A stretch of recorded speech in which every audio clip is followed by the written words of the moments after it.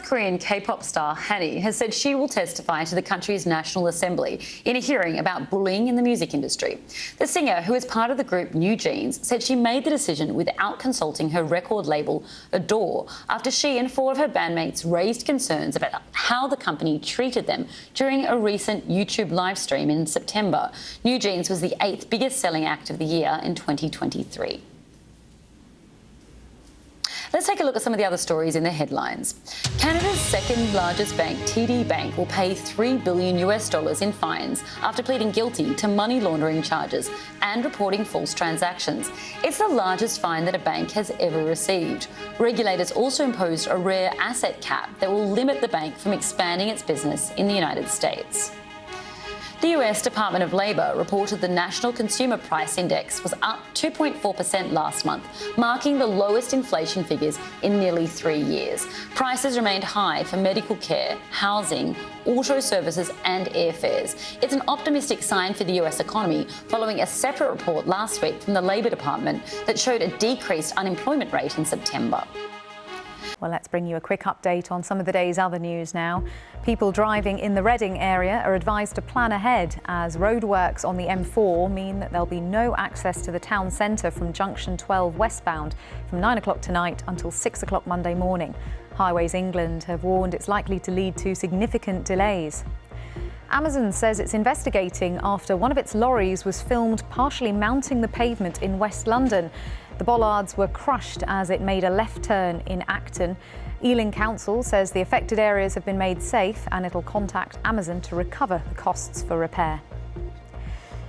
Kaya Comer-Schwartz is to become London's new Deputy Mayor for Policing. It's after Sophie Linden, who held the post for 8 years, resigned to become a senior advisor to the Justice Secretary. The Mayor has warned that tickets for this year's New Year's Eve fireworks can only be bought from official retailers, and those with fakes won't gain entry. They'll go on sale a week today, costing between £20 and £50.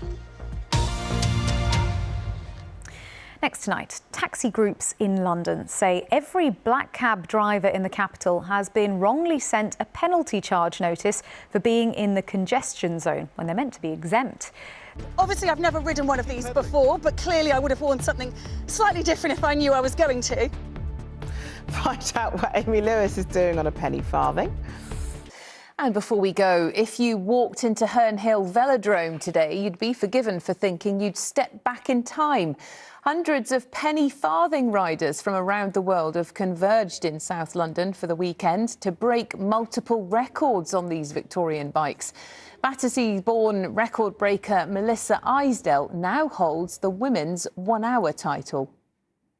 It's just something I naturally took to. I like the technicality, I like the speed, and you learn where your weaknesses are, and I enjoy moving through those. And so I think that's why when the record was offered, originally I thought, crikey, I wonder if I can do that. And so I just aimed, and I was hard on myself, which you have to be. And so I think for me, it was just a personal challenge. And finally tonight, what happened when 60 of the world's first bicycles and one of the most dangerous bikes ever made tried to break world records? Scores of penny farthings are being put through their paces at Herne Hill Velodrome in South London all weekend. Our intrepid reporter, Amy Lewis, took a ride. They are pedalling a piece of history and racing against the clock. It is rare to see one penny farthing these days, let alone dozens. But this is event day for the riders whose attire is as antiquated as their transport. Neil holds 3 Guinness World Records. Well, I wanted to bring all the penny farthing riders and our community together for one big event, the largest gathering of penny farthing riders since 1880. What makes this bike so special? It's slightly eccentric, it's Victorian, and what it does is just puts a smile on people's faces. Racing became very popular with the penny farthing. Also known as high wheelers, they were once the fastest thing on the road. The bike had its heyday in the late 1800s and takes its name from the British penny, a much smaller farthing coins. Obviously, I've never ridden one of these before, but clearly I would have worn something slightly different if I knew I was going to. I have to say it's sort of easier than it looks, but equally quite daunting being up this high. Someone who has mastered it is Melissa Eisdell. She smashed the women's world record for the distance covered in 1 hour today, over 16 miles. Pennyfathing is that you're constantly learning, and so it's very much like riding a horse.